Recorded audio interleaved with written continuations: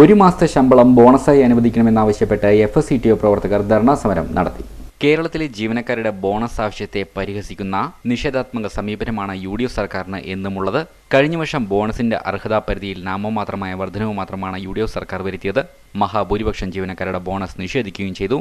ഈ മാസത്തെ ശമ്പളം എല്ലാ ജീവനക്കാർക്കും അധ്യാപകർക്കും ബോണസായി അനുവദിക്കണമെന്നാവശ്യപ്പെട്ടാണ് ജില്ലാ താലൂക്ക് കേന്ദ്രങ്ങളിൽ FSCTO പ്രവർത്തകർ ധർണാ സമരം സംഘടിപ്പിച്ചത്.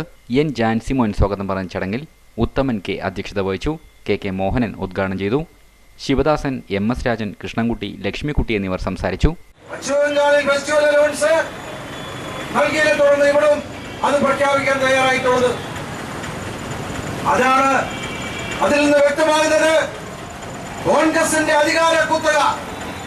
സ്നേഹതീരം ചാരിറ്റബിൾ ട്രസ്റ്റ് തങ്ങളുടെ ഇതുവരെയുള്ള മുഴുവൻ ഇടപാടുകളും സോഷ്യൽ ഓഡിറ്റിംഗിന് വിധേയമാക്കും. സന്നദ്ധ സംഘടനകളെക്കുറിച്ച് ആരോപണങ്ങൾ വ്യാപകമാവുന്ന പശ്ചാത്തലത്തിലാണ് തീരുമാനമെന്ന് സംഘാടകർ വാർത്താസമ്മേളനത്തിൽ പറഞ്ഞു. സന്നദ്ധ സംഘടന ട്രസ്റ്റ് നിലയ്ക്കുള്ള ഞങ്ങളുടെ മുഴുവൻ പ്രവർത്തനങ്ങളും മാധ്യമങ്ങൾക്ക് മുമ്പിലും പൊതുജനങ്ങൾക്ക് മുമ്പിലും തുറന്നു വയ്ക്കുകയാണ്. സാമ്പത്തിക സ്രോതസ് തുറന്നു വയ്ക്കുന്നതിനപ്പുറത്തേക്ക് ഞങ്ങളുടെ വളണ്ടിയർമാർ നടത്തുന്ന മുഴുവൻ പ്രവർത്തനങ്ങളും ജനങ്ങൾക്ക് വിലയിരുത്തുവാനും അവരുടെ പ്രവർത്തനങ്ങളിലെ വിമർശന ബുദ്ധിയെ നോക്കിക്കാണുവാനും ഒരു അവസരം ഉണ്ടാക്കുക എന്നുള്ളതാണ് ഞാൻ ഉദ്ദേശിക്കുന്നത്. അതോടൊപ്പം തന്നെ ട്രസ്റ്റിലേക്ക് വന്നിരിക്കുന്ന ഓരോ രൂപയും അർഹതപ്പെട്ട ആളുകളുടെ കൈകളിലേക്ക് കിട്ടുന്നുണ്ട് എന്ന് ഉറപ്പാക്കാനുള്ള ബാധ്യത ട്രസ്റ്റിന് മാത്രമല്ല, ഡോണേഴ്സിന് മാത്രമല്ല, നാട്ടിലെ ജനങ്ങൾക്കും ഉണ്ട് എന്ന് ഒരു സന്ദേശം പ്രചരിപ്പിക്കുക കൂടി ഞങ്ങളുടെ ലക്ഷ്യമാണ്. 2009 മെയ് മാസത്തിലാണ് സ്നേഹതീരം പബ്ലിക് ട്രസ്റ്റ് രൂപീകരിച്ചത്. നിരാശരായ രോഗികളെ ആശുപത്രിയിൽ എത്തിക്കുക, നിർധന വിദ്യാർത്ഥികൾക്ക് സൗജന്യ സമാന്തര വിദ്യാഭ്യാസം നൽകുക, പരിസ്ഥിതി ജീവകാരുണ്യ പ്രവർത്തനത്തിലേക്ക് വിദ്യാർത്ഥികളെ ആകർഷിക്കാൻ സെമിനാറുകൾ സംഘടിപ്പിക്കുക തുടങ്ങിയ പ്രവർത്തനങ്ങൾ ആദ്യ വർഷത്തിൽ ട്രസ്റ്റ് ഏറ്റെടുത്തു. 2009 ഓഗസ്റ്റിൽ പാലിയേറ്റീവ് കെയർ യൂണിറ്റ് തുടങ്ങി. ട്രസ്റ്റ് മുൻകൈയെടുത്ത് രൂപീകരിച്ച ജനകീയ സമിതിയാണ് യൂണിറ്റ് നടത്തുന്നത്. ഏലപ്പുള്ളി ഉൾപ്പെടെയുള്ള 7 പഞ്ചായത്തുകളിലെ മാറാരോഗികൾക്കും കിടപ്പ് രോഗികൾക്കും മാനസിക രോഗികൾക്കും അവശത അനുഭവിക്കുന്നവർക്കും പരിചരണം എത്തിക്കുക എന്നാണ് ലക്ഷ്യം. സോഷ്യൽ ഓഡിറ്റിലൂടെ സംഘടന ലക്ഷ്യമിടുന്നത് സംഘടനയുടെ മുഴുവൻ സാമ്പത്തിക സ്രോതസ്സും പൊതുജനത്തിന് മുന്നിൽ തുറന്നു വയ്ക്കുക, നന്മയുള്ളവർ തരുന്ന ഓരോ രൂപയും അർഹതപ്പെട്ടവരുടെ കൈകളിൽ എത്തുന്നുണ്ട് എന്നറിയാൻ പൊതുജനത്തിന് അവസരമൊരുക്കുക തുടങ്ങിയവയാണെന്നും പ്രസിഡന്റ് ഡോക്ടർ ഗിരിജകുമാറും മാനേജിംഗ് ട്രസ്റ്റി ഗിരീഷ് കടുന്തുരുത്തിയും പറഞ്ഞു. ഇനി മറ്റു ചില വാർത്തകൾ. സമയനിഷ്ഠയോടെ മീറ്റർ റീഡിംഗ് എടുക്കാതെ പരാതിക്കാരന് 36 മാസത്തെ വാട്ടർ ചാർജ് 31,320 രൂപ അടയ്ക്കുന്നതിന് ബിൽ നൽകിയതിന് എതിർകക്ഷി വാട്ടർ അതോറിറ്റി ചിറ്റൂർ AEO 10,000 രൂപ നഷ്ടപരിഹാരവും 1,000 രൂപ കോടതി ചെലവിലേക്കും പരാതിക്കാരന് നൽകുവാൻ ഉപഭോക്തൃ തർക്ക പരിഹാര ഫോറം ഉത്തരവിട്ടു.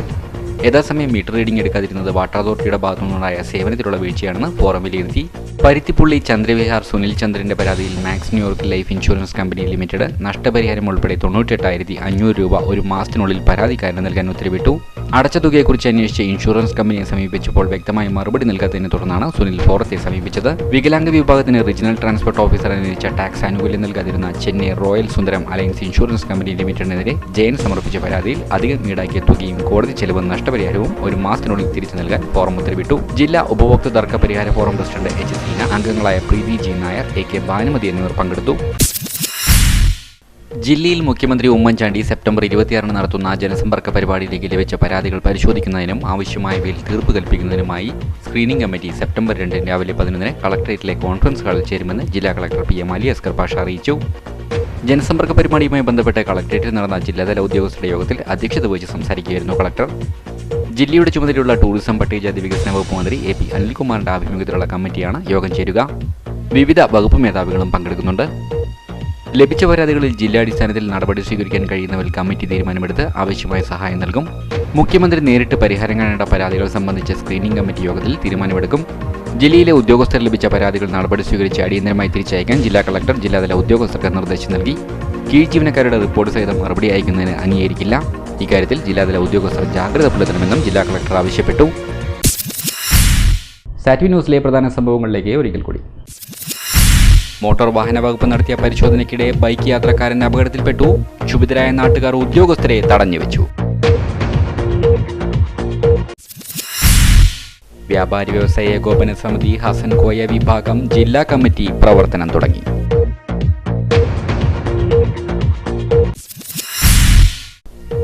പാലക്കാട്ടെ പുതിയ കളക്ടറായി K. വിജയകുമാർ ചുമതലയേറ്റു. സ്ഥലം മാറിപ്പോകുന്ന കളക്ടർ അലി അസ്കർ പാഷയ്ക്ക് യാത്രയയപ്പ്.